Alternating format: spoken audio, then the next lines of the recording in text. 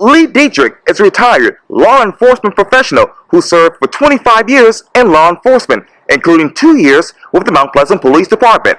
Now he wants to bring that experience to town council, where he wants to tackle issues such as public safety. I speak exclusively with Lee for this edition of Quintin's Close-Ups. And if you haven't already, subscribe to my YouTube channel and like Quintin's Close-Ups on Facebook. Lee Dittrich, welcome to the award-winning Quintin's Close-Ups. Thank you.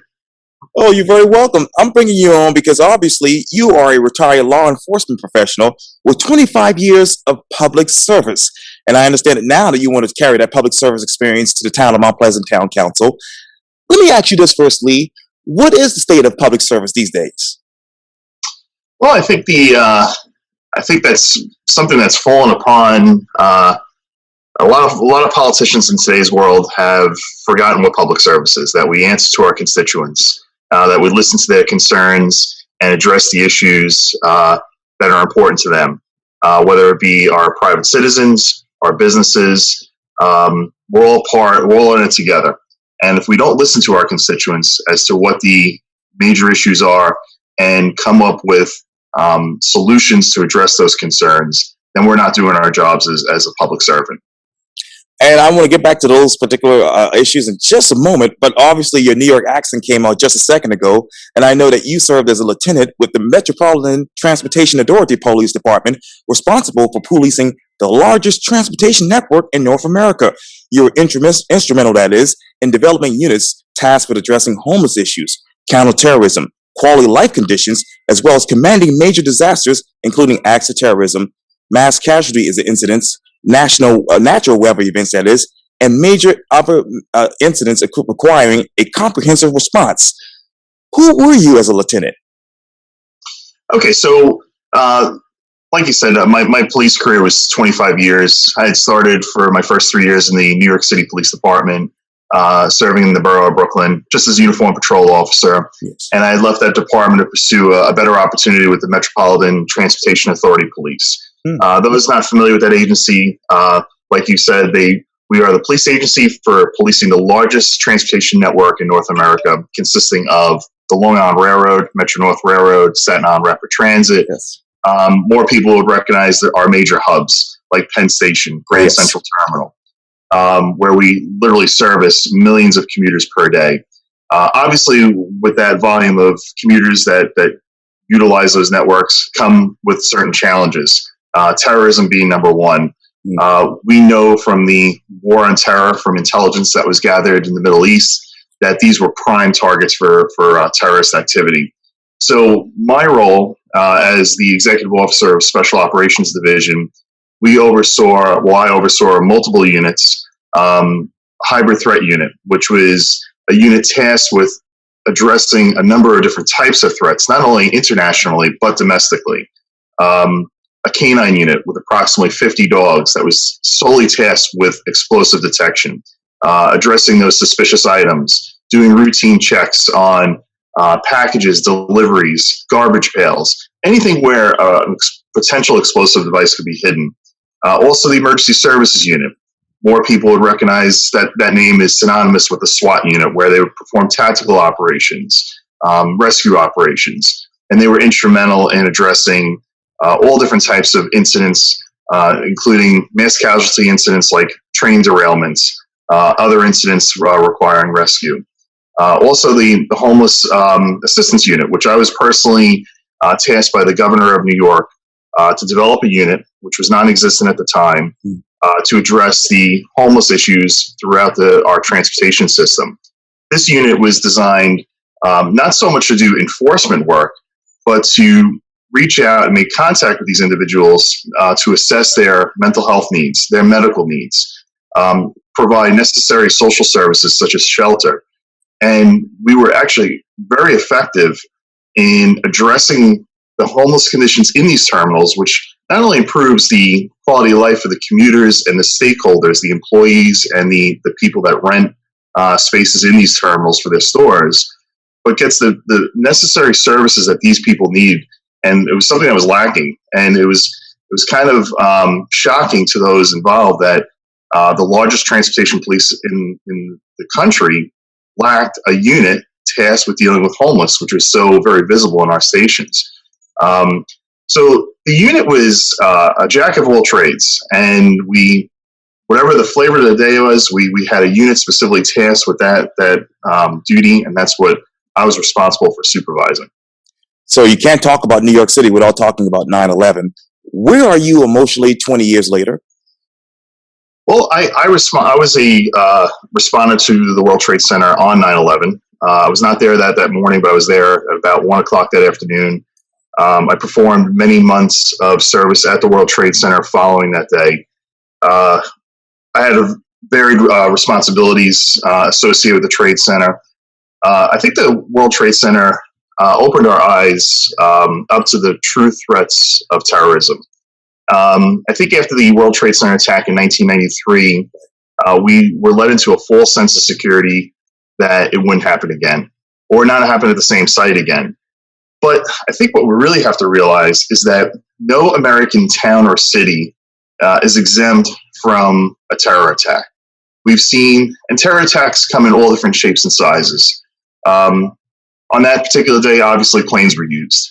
But we also know that terror attacks can come in the form of pressure cooker bombs, like we saw in the Boston Marathon, which was something that was at the top of my concerns with a major event in Mount Pleasant yesterday with the Cooper River Bridge Run.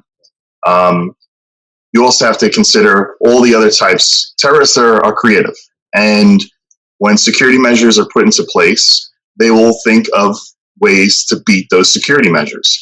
So we always have to be thinking ahead of what a terrorist may do. And Mount Pleasant is not different, because 9/11, like I said, was the precursor to everything that we're doing today, whether it be going through TSA at the airport or, but Mount Pleasant has a lot of high profile events. We have a lot of venues here that attract a lot of tourists, the USS Yorktown, the Ravenel Bridge, our hospitality industry. So with that being said, when we have a simple event like the Cooper River Run or even the Christmas parade on Coleman Boulevard, counterterrorism must be a priority of our law enforcement functions. Putting garbage trucks and sand trucks at major points of entry, because we've known from other events around the country that vehicles are used as a weapon to drive into large crowds of people. So while no solution is 100%, we can reduce the threats by implementing common sense solutions to preventing or reducing the possibility of a terror attack. And obviously, your platform is public safety. What is public safety right now in Mount Pleasant? Well, public safety obviously is comprehensive of not only police, but our fire services. Our fire department plays a huge role, not only in just in firefighter functions, but they're the first responders on calls for medical. So if somebody is experiencing a cardiac or receives a very bad injury, the fire department is first on scene to administer life-saving procedures, to start that process, to stabilize that patient prior to transport by emergency medical services, which is handled by the county. Right now, the police and fire department Mount Pleasant are experiencing a crisis with the exodus of experienced personnel. These are not large agencies, so any loss of personnel has a devastating effect on those agencies' ability to respond or provide the patrol and fire protection coverage that our town needs. Our population now rivals that of populations of major cities across the nation. Approximately 90,000 people live here. That number goes up exponentially during the daytime as people enter our town to work here. So with that comes a lot of challenges. Now, crime is relatively low in our town, which is a good thing. But people do have collisions. People have medical needs, alarm calls. The volume of calls that our police department right now is experiencing is going up every single year. The public safety crisis has to be addressed. The underlying reason for people leaving are low wages. The starting wage for a Mount Pleasant firefighter is $11.77 an hour. I've used in Many speeches I've given to the town council of the quote unquote fast food wages, because your local fast food employee is making more than our local firefighter. Now that's unacceptable. These are professionals. They undergo an extreme amount of training. They expose themselves to a variety of dangers. We've seen it with the COVID pandemic, where a majority of our first responders in our town have actually gotten COVID. So we have to, if we want them to be professionals, we have to treat them like professionals. And we need to establish priorities with our monies. You know, when our town allocates $5.4 million to develop a portion of Waterfront Park that's undeveloped currently, but we claim in the same breath that there's not money to compensate our police and fire, that's just simply not true. And it's just lack of prioritization. Let me ask you this. What is the retention rate within these two departments? Obviously, police and fire. So I served with the Mount Pleasant Police Department for approximately 2 years. I just left the department in July, a couple months ago. Okay. And I can personally say that over the last few months, the Mount Pleasant Police Department has lost over 20 officers.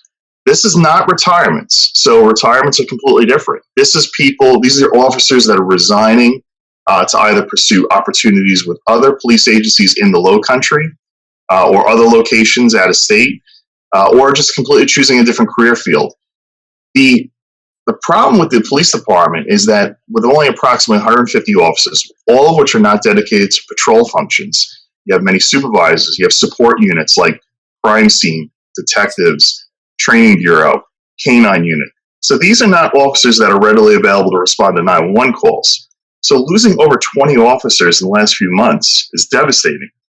Currently, officers are not able to get time off because of lack of coverage. They're not able to pursue discretionary training because, again, that would require time away from patrol. That's a disservice to our officers not being able to advance on their current knowledge and gain the skills that would benefit our public. So it comes with a litany of problems that is not stopping because we're not addressing the underlying reason why they're leaving. They're also engaging in labor practices that are kind of archaic in the law enforcement world. Schedules that were abandoned by police agencies across the country over 30 years ago because they contribute to unstable home lives, inconsistency in schedules, contributing to health problems with rotating shifts from going from day shifts to afternoon shifts to midnight shifts. Again, these schedules have been abandoned by agencies because they simply don't work, and there are substantial studies to support that. So when officers see opportunities in other departments that have adopted the modern way of policing, it is obvious why they're leaving to go to these other agencies. What is the modern way of policing? Well, policing has changed. When I first started in 1996, our mission was geared more towards enforcement, improving the quality of life for residents. Sometimes we were floored in the methods that we employed to accomplish that. Commanders were usually driven by numbers.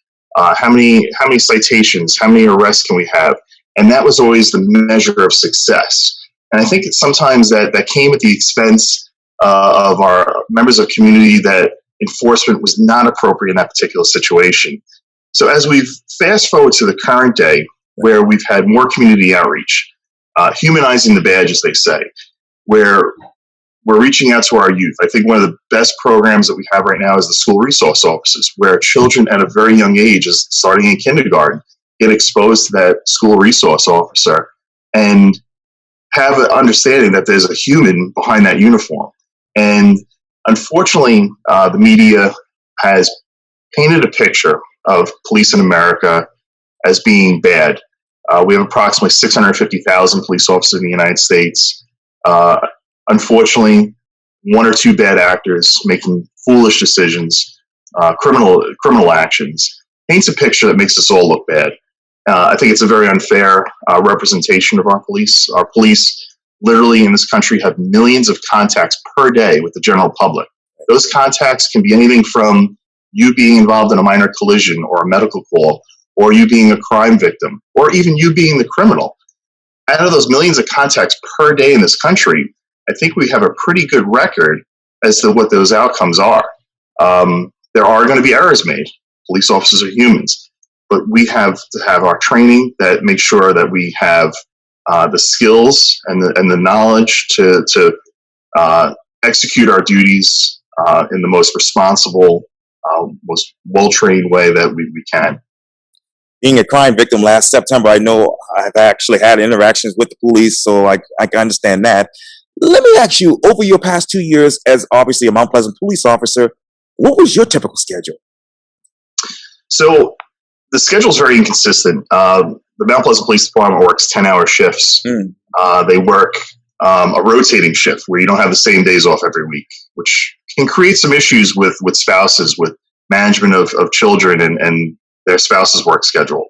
So you would work a couple days on, get 2 days off, work a couple days on, 2 days off, work 3 days on, get a couple days off. Then every 6 weeks you would change shifts. So you'd go from day shifts to afternoons, and then afternoon shifts would be for another 6 weeks, and then you would do midnight shifts for 6 weeks. So this volatility in scheduling not only wreaks havoc on your own health, your own personal body clock that doesn't have the ability to adjust. It contributes to reduces your immune system, so people are prone to getting sick. And like I said, the instability in your home life. Not to mention the additional demands that are placed on our officers for all the special events that occur, which require everyone to come in on their days off. The Christmas parades, the 4th of July fireworks at the USS Yorktown, the Cooper Bridge River Run that we saw yesterday. So there's a lot of special events that require a lot of extra of our officers. And our officers do it with pride, and they like contributing to the community. But there are better ways of doing this, and the department is just failing to listen to its officers and implement these solutions. And there's no commitments. So you can always implement a pilot program. Try it. If it doesn't work, let's go to plan B or plan C and find something that works not only for the department and for the officers, but for the taxpayer. For example, 10-hour shifts are just not effective for the taxpayer. When you have 3 shifts working 10 hours, that's 30 man-hours per 24-hour period. And you have very small coverage. If they implemented something like 12-hour shifts, well, 12-hour shifts would be 24 man-hours, and you would have larger shifts of officers. It's basically like hiring a lot of guys without hiring a single officer. These are our tax-friendly solutions. And not only is it a win for the taxpayers, it's a win for the department because they get better coverage on a 24-hour period. More officers have the ability to take time off, pursue discretionary training, while still leaving the shifts very heavily covered. It's just common sense. Where does the buck stop here within the town of Mount Pleasant? Is it the mayor? Is it the town administrator? Is it the police chief? Is it the deputy chief? In regards to the operations of the department? Yes, and the scheduling. So the scheduling would be a policy change in the police department itself. The police chief has the ability to dictate policy for his department and to deploy his resources as he sees fit. There may be a disconnect there between the chief and the police officers not listening to the concerns of the officers. The mayor and the administrator wouldn't really play a role in that. The local government officials, like the mayor, the council, and the administrator, pretty much control the finances of the department. Right. Acquisition of necessary resources, supplies, equipment, hiring. Mount Pleasant doesn't need to hire right now. They need to just re-examine how we're using our existing deployment of officers. It's just a simple modification of scheduling that would have a huge effect on increasing coverage. And I know the town is reportedly conducting a second study, I believe, on the pay situation. Do you believe they were disappointed in the first study? So the wage and compensation study was completed at a significant cost to the taxpayers. In July, our police officers received a 2% pay increase, which was standard among all town employees. In my personal case, that 2% pay increase amounted to just under $3 per shift. In the past month, the town implemented an additional 2%. Most police officers in the town, as a result of these 2 increases, are only seeing an additional $3 to $4 per shift. It's kind of insulting. The wage and compensation study has been out since 2020. Right. And there have been a series of excuses as to why they were not implementing the recommendations of that study. I don't see why there is a delay. They're going to allegedly rule on the study this month, but there are major concerns with what their decision is going to be. I'm not a mathematician here, but 2 or 3% on nothing is still nothing. They should not use this as an opportunity to stand in front of the camera and say, well, we gave our police and fire a raise of 2%. The 2% translates to nothing, and it's going to only further discourage our existing staff from remaining with the department. It's not going to stop the exodus of these experienced first responders. We have to be real, we have to be fair, logical, and realize why our office is leaving. What a lot of people don't realize about the pay of a police officer in Mount Pleasant is not only do they pay ordinary income taxes like every other American, but our offices have a mandatory contribution to the state police officer and retirement system of 9.75%. It's almost 10% additional on top of your taxes. That's a mandatory contribution. And on top of that, our medical, dental, and optical benefits do not come at zero cost. Officers have to pay for that. So if you have a spouse or children, those family plans cost more. So at the end of the day, when a police officer gets his check and all those deductions come out of it, there's very little left at the end of the day, which is forcing these officers to pursue off-duty employment opportunities, which is requiring them to work 6-7 days a week. We don't get a lot of time off to begin with. So to add onto that schedule with an off-duty employment opportunity is just unacceptable.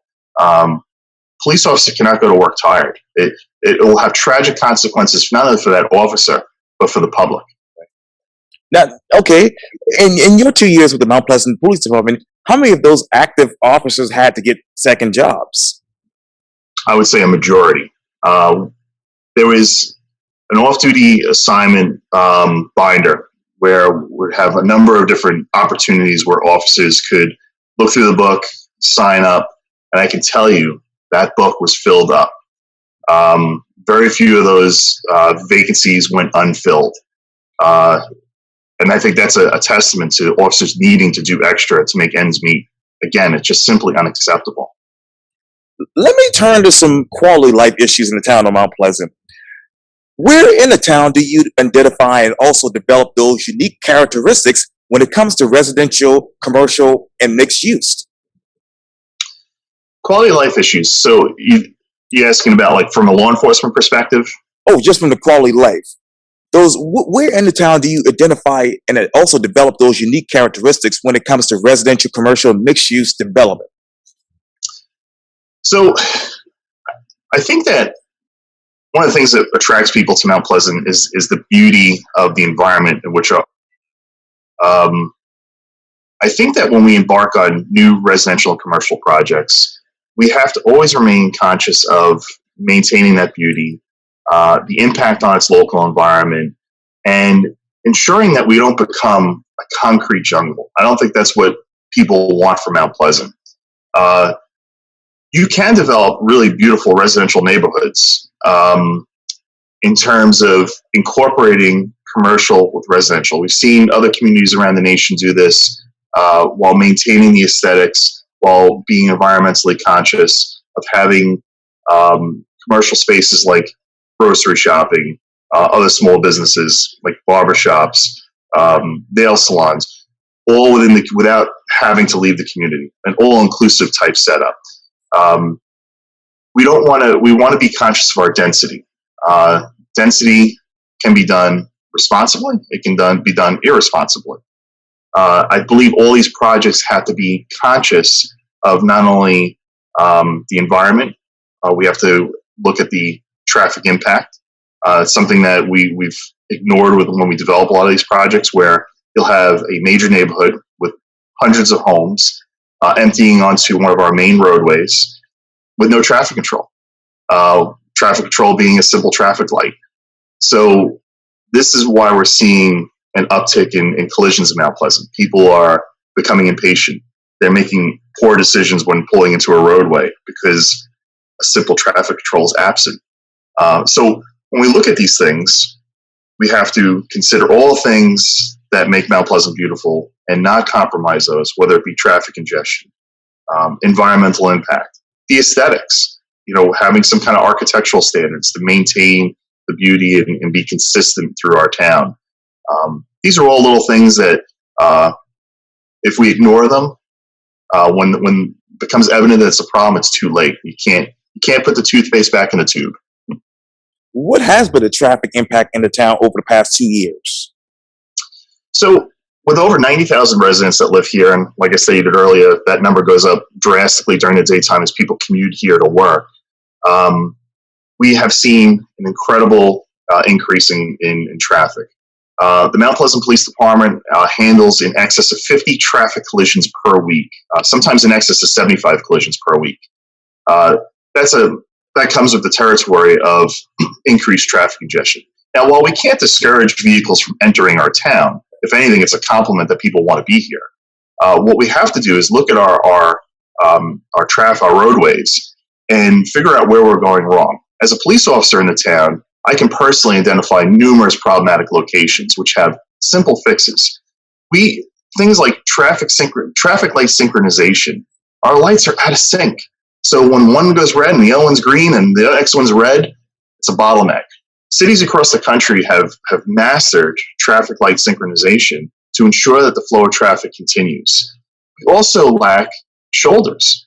So when their vehicles become disabled, whether it be a flat tire, engine breakdown, or even a minor traffic collision, they don't have the ability to pull over to the side of the road. The byproduct is that traffic backs up. It's also unsafe for those people involved in that incident. So as we embark on roadway improvements, the addition of a shoulder just makes sense. It's not complicated. It's not expensive. It's a safe thing to do. We also lack on our frontage roads. Highway 17 and Ananap is a perfect example. It's controlled by a stop sign. It's like I compare it to the game of Frogger back in the day, where people are waiting to dart across and hopefully beat the oncoming traffic. We have a number of collisions that occur at that location as a result. That could be addressed by two things, either a traffic light or a traffic circle. We see on Rifle Range Road how our traffic circles work really, really well. Those are a low-cost solution that increase safety and will reduce the number of collisions that occur at those spots. So I think that we can address our problematic locations, and as a result, we'll reduce our collisions. The volume of traffic is a difficult thing to manage, but we can manage our traffic better with these common sense ways of addressing it. And where exactly in the town should shoulders be? So on the roads that, for example, Highway 17, in the vicinity of Bowman Road, there's no shoulders, with the exception of that little Bowman overpass, and that shoulder is pretty tight. It doesn't give you the ability to change a flat tire, for example. All along our main arteries, we lack shoulders. In fact, there's not too many parts of our town where I can say that there is a shoulder. As a police officer responding to these incidents on a daily basis, my only option was to shut down one or two traffic lanes. Obviously, that comes with a lot of traffic then, especially during the peak hours of usage. Wow. And how many, since your time as a police department, how many traffic accidents did you have to respond to? Well, the department itself handles over 50 collisions per week.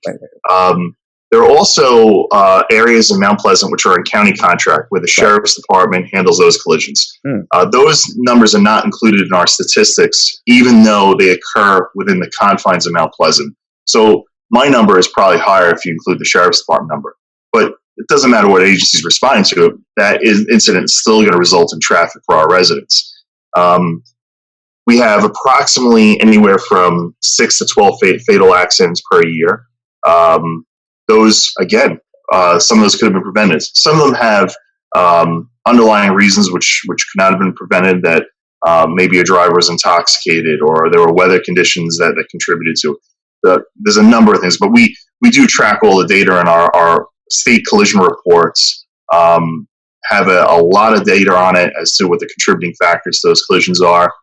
And they are the South Carolina Department of Motor Vehicles puts out a very good report summarizing what those contributing factors are for our collisions. Let me move from traffic to obviously wildlife. How do you accommodate multi-use trails, wildlife areas, and low-pack drainage ideas by creating pockets of interconnect, and actually protecting open spaces that allow for interactions with nature? Well, I'm a personal. I personally love wildlife. I live in Dunes West, off Highway 41, and I routinely wake up in the morning and watch the deer eat my gardens, which it comes with its own challenges in preventing that. As our footprint expands in the town, it obviously displaces our wildlife. We see that with increased interactions between deer and vehicles. It's another traffic thing that we have to deal with. I think there has to be that balance between what we do development-wise and encroaching on our green spaces. I love the concept of having walkways that allow our people to interact with our green spaces, enjoy the natural habitat, view our wildlife. I don't like to see encroachment on those green spaces, and I think that all these projects that we embark upon should prioritize the keeping of those green spaces out of respect not only to our wildlife but to our natural habitat. Speaking of green spaces, what recreational opportunities in the town of Mount Pleasant should be diversified for everyone?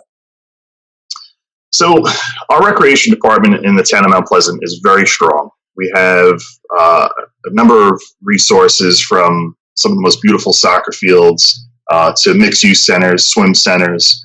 That's one thing Mount Pleasant doesn't lack is recreational opportunities. What we're not doing with those recreational facilities is monetizing them. We have some of the best facilities in the state, yet we don't attract traveling leagues to come here and utilize our facilities, which could be monetized in the form of fees that would benefit our revenue stream for the town, that would subsidize the maintenance and future projects of our recreation department. It's a missed opportunity. It's a shame to see these facilities, especially in the off season, not being utilized when other facilities around the state are being utilized. Our recreation, we dedicate significant money to it. Why not recapture some of that money back from these leagues and even other opportunities? Some of these mixed-use centers could be utilized by private entities to host a variety of events, whether it be, just for examples, bingo, art classes, cooking classes, dance. There's a number of things that we could say. Like, I know that there's been some criticism lately that our town lacks arts and the ability for people to pursue their passion for the arts. I'm not opposed to that. I think it's a great idea. But let's utilize some of the existing facilities and again, monetize them by having private entities utilize them to host these events. I think that would be a great opportunity for sustainable revenue, but also a great opportunity for the people that take advantage of those services. And I know you answered it in the last question, but why do people from around the world really choose us North Charleston over Mount Pleasant for arts and recreation? Well, I think there has to be something in it for them. There's something that's attracting them there that we're lacking. And that's where we have to look to what North Charleston's doing and say, hey, you obviously have the right formula. What part of that formula are we missing here? Like I said, there's no reason why we should not be the leader in attracting these, because we already have the existing facilities to accommodate them. They're absolutely beautiful. There isn't one single sporting event that we could not accommodate. We have a stadium by the USS Yorktown. We have beautiful soccer fields, swim centers. I don't know where we're going wrong there, and that's where we have to look to the other jurisdictions and say, hey, what are you doing right here, and how can we adopt those here in Mount Pleasant and capitalize on that? And obviously, you live in Dune West, which is right out there in North Mount Pleasant. Let me ask you, as I switch over to another topic here, besides places like 6 Mile, 10 Mile, etc., what other local communities need to be enhanced, elevated, and protected? So Mount Pleasant is definitely a mix of old and new. As we develop all these new neighborhoods, as we see the expansion of HOAs like Carolina Park and Dunes West, the list is endless. We tend to forget about our older communities, Old Village. We can't forget about our priorities for addressing their concerns, whatever issues they may have, and only focus on the new. The two have to coexist and be mutually respectful of each other. That's probably the best thing that we can do as not only a local government but as neighbors. At the end of the day, I'm a neighbor before anything else. Right. And you talk about the old village. I was just there just a couple of days ago. But how do you help local businesses boost their competitiveness among other businesses that are coming into the town? So right now we have a little bit of an issue with attracting small businesses in Mount Pleasant. My wife and I had owned a pet supply store in New York and pet grooming. And when we came to Mount Pleasant, we explored the same option of recreating our success in New York and opening a similar business here in Mount Pleasant. We quickly realized that opening a small business here was going to be met with ridiculous impact fees. As a result, we're discouraging new small businesses from coming here and calling Mount Pleasant their home. This is a huge loss, not only for the entrepreneurs that are looking to start that business, but the people that could have been employed by that business. It's a loss for the town because we will lose sustainable revenue in the form of tax dollars that would have come from that business. It also is a big loss in terms of diversifying our economy. We have to go beyond the existing types of businesses that are here, encourage that diversification types of businesses. We saw it during the COVID pandemic when there were mandates implemented requiring the initial shutdowns or limited capacity of these businesses. It had a devastating effect on our hospitality industry, our bars, our restaurants, hotels. If we had a diversified economy with other places for the people that were displaced from employment from there and were able to pursue opportunities in other types of businesses, that would be a win for Mount Pleasant and its residents. Now, okay, how would you create, with the help of the town, obviously, a business preservation alliance? Well, in terms of business preservation, I don't know that we're losing businesses. So what I think we're doing is we're failing to attract businesses. I haven't really seen where yes, some restaurants have closed, and those are typically filled by another type of food and beverage type operation. It's that field is highly competitive and only the best survive. But that's, I think, true for all of Charleston. We're one of the food and beverage capitals of the nation. People come here just to enjoy our local cuisine. I don't know, our local government has to support our small business. We can't impose burdens on them that are not sustainable. Like I said, the impact fees for startup. We have to incentivize them and provide the support needed to encourage future success and prosperity. And like I said, that comes for a win not only for the owner, but for the people that they employ. I think it goes without saying, it's kind of obvious. What are the 4 incentives that you have in mind? 4 incentives would be to, one, reduce the impact fees. The impact fees right now are astronomical. They discourage business from coming here. We can incentivize them with some kind of breaks at the beginning to get them established. We should encourage them for employing our residents. That can be done again through various incentives. And to incentivize, the fourth thing would be to incentivize the types of businesses that we're currently lacking. I don't think we need another gas station. That would not be something that I'd want to incentivize here.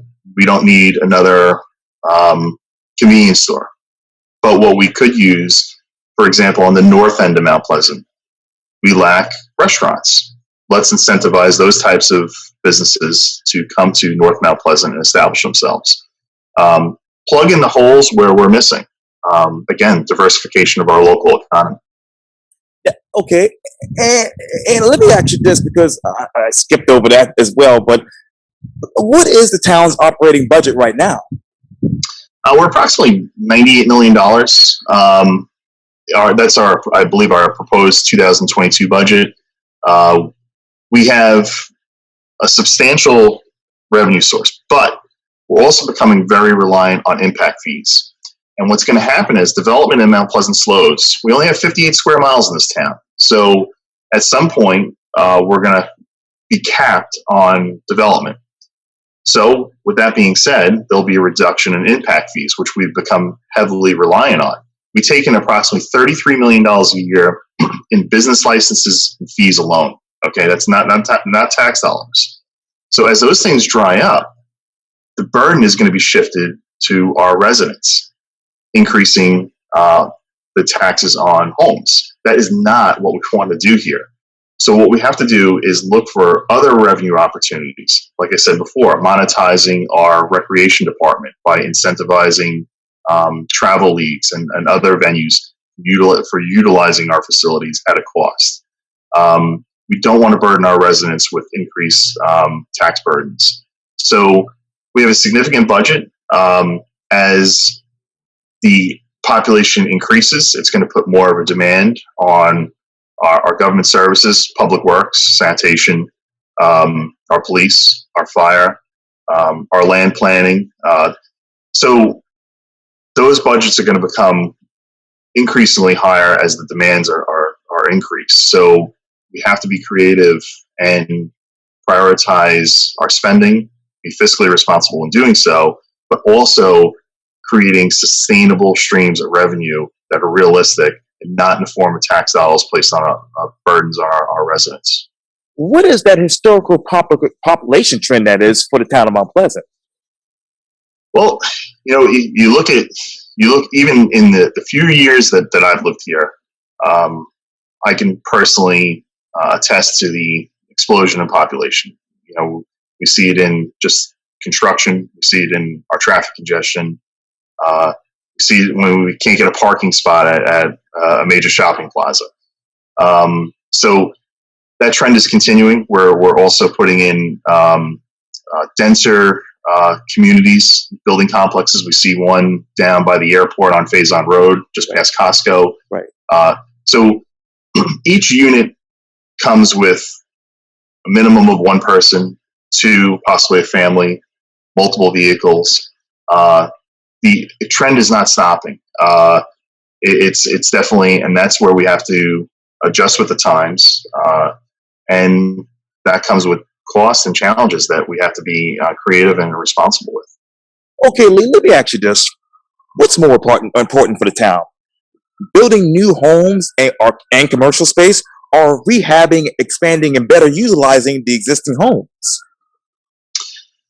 Well, I think that one of the big issues we're having is with one of the most common complaints you hear is the increased cost of living. Now, there are a variety of economic factors that drive the cost of living that are beyond the control of local government. The demand, it's the basic law of economics, supply and demand. If the supply is low, the demand is high, the cost is going to be higher. One thing we're lacking here is available workforce housing. Reasonable cost housing for our young professionals, our first responders, and even our senior communities that are on fixed income. Currently, a lot of the apartment complexes throughout Mount Pleasant are passing along huge increases on lease renewals. These increases are averaging $200-300 per month extra.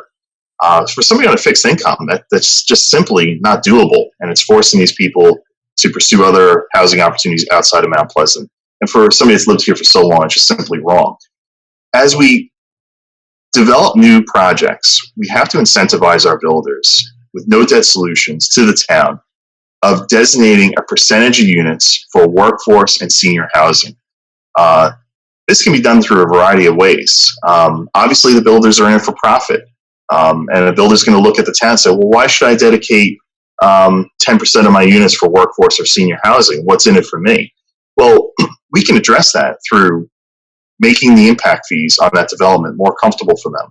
We can have tax incentives that are carried out over a specific period of time, again, to reduce the cost to them, to incentivize them to designate a percentage of units for workforce housing.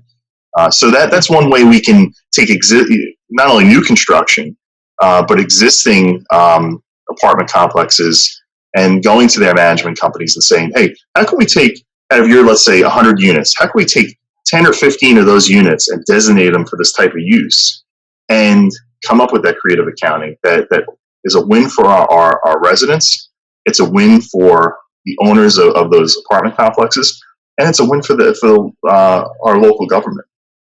How many new homes are being constructed right now in the town of Mount Pleasant? Well, we've heard a lot of talk about building moratoriums, right, to basically slow the rate of construction down. Moratoriums have been very divisive. There's two ways of looking at it. From an economic standpoint, realtors and builders look at it as slowing down economic prosperity. It doesn't allow them to build and at the rate that they own the land, but they're unable to build. I think that has to be a balance also. We can encourage this. We're just delaying the inevitable. So if we're designating land that's allowed to be built on, what's the difference if it's built now or if it's built 2 years from now? At the end of the day, that house is going to be there.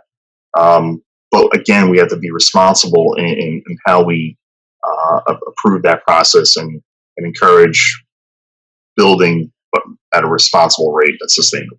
What are the household incomes of the town of Mount Pleasant? Well, Mount Pleasant is definitely at the higher rate of income compared to the rest of the state. So we have a very diverse community of people of all different incomes. We have our young people that are making wages that are typical of somebody just starting out in their career fields. We have our established professionals. So we have everything from the lowest of incomes to the highest of incomes. It's a unique mix of incomes in Mount Pleasant. What is that household type? In terms of, I'm sorry? Of housing, household type. What's the household type right now in the town of Mount Pleasant? Well, we have different types of residential communities. We have our apartment complexes where I typically saw single or two occupants, even maybe just a family with a new child. Then we have our residential neighborhoods like Old Village, or our newly established communities, newer established communities like Carolina Park, Dunes West, Park West, Planters Point, Rivertown. Those are your standard mother, father, multiple children type residences. So we're a very family orientated community from the Ravenel Bridge to Awanda. I would say it's the all American suburbia. And one last question, because I'm running out of time, hitting to the top of the hour here at 11 a.m. But let me ask you, is there any type of subsidized housing plans for people in obviously 6 Mile, 10 Mile, in those particular areas? A lot of those communities do not fall within the jurisdiction of our local government. They are not serviced by our local government. They fall under county jurisdiction. So we would have limited ability to provide any kind of subsidized housing for those specific communities. What we can do is for the areas that fall within our jurisdiction, is something like workforce housing. But I want to be clear on that I don't want that to come at debt to our local government. I don't want our government subsidizing that housing. We have to be creative by incentivizing the builders and management companies of designating a percentage of those properties for that type of use. And like I said, that can be done with a number of creative solutions. What is the median price for a home in the town of Mount Pleasant right now? Right now, I believe it's in the $700,000 mark. Okay. That has been driven, obviously, from varied economic factors. Low interest rates have made these higher price homes more affordable on a monthly basis, but also the cost of building supplies. We all know that lumber over the past year had went up approximately 500%. That is obviously being reflected in the cost of new housing. There are a number of economic factors that are beyond our control on the local level, but back to the law of economics, supply and demand. Mount Pleasant is a beautiful place to be. People want to be here. So as that demand increases and the supply is what it is, I can attest that from friends that I know that are realtors, homes that are on the market typically that are decent and reasonably priced will last less than a day in the market. It's all about supply and demand right now. How transparent and accountable will you be as a town council member if elected? So that's one thing that I think that there's been a disconnect between politics and the people. We see this on all levels, federal, state, and local. One thing is accessibility. One thing I pride myself is when somebody reaches out to me with an issue or a question, concern, I want to get back to them. Even if I don't have the answer at the time, I'm going to find out what the answer is. I don't believe in closed door meetings. I believe everything on government should be transparent for the public to see, an open book. And if I'm fortunate enough to be elected to the town council, it's one of the things that I pride myself on is my ethics. I served for 25 years in a law enforcement career where ethics was number one. I've always been, I was a lieutenant, and leadership is another thing that I pride myself in. The ability to lead, but when you lead, you have to also be able to listen. And transparency. There's no reason to hide. If you're hiding, there's a problem. And I feel like you should always be able to be proud of what you've done, admit your errors. Nothing is perfect. But that's one of the things that we should all hold all of our leaders, regardless of the government position that they hold, accountable and transparent. And one last question, yes or no, single member districts? No. I don't think Mount Pleasant, unlike other municipalities, take a big city like New York City, where there's 5 boroughs. Yes. The boroughs are very different. We have rural parts, we have suburban parts, we have major urban parts. Single member districts represent the interest of that district only. But those districts are unique. Their residents have unique needs. And they can bring that back and say, hey, this is what my district needs. Mount Pleasant, we're very similar. In the 58 square miles that make up this town, we all share the same common challenges. We shop at the same places. So I believe that the current form of government, of having a weak mayor and 8 council members, represents the town as a whole very well. And even in divisive issues, with that, the mayor essentially serving as an additional council member, which would provide a 5-4 vote, let's say, in a divisive issue. I believe that represents our town well. And I don't think that it's not a one-size-fits-all with single-member districts. Those are effective forms of government in other municipalities. I don't believe it would be beneficial to change our existing form of government to a single-member district type form of government. Lee Dittrich, thank you so much for your time. And again, welcome to the award-winning Quintin's Close-Ups. Thank you for having me. It was a pleasure discussing some of these issues. Well, thank you regularly. Thank you greatly.